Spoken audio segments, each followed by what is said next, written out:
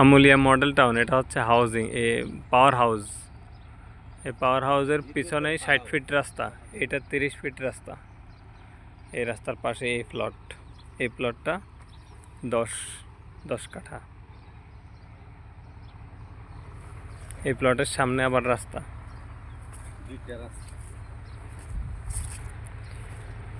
22 fit. এই প্লটটা এ হচ্ছে 30 ফিট রাস্তা, এই হচ্ছে 22 ফিট রাস্তা।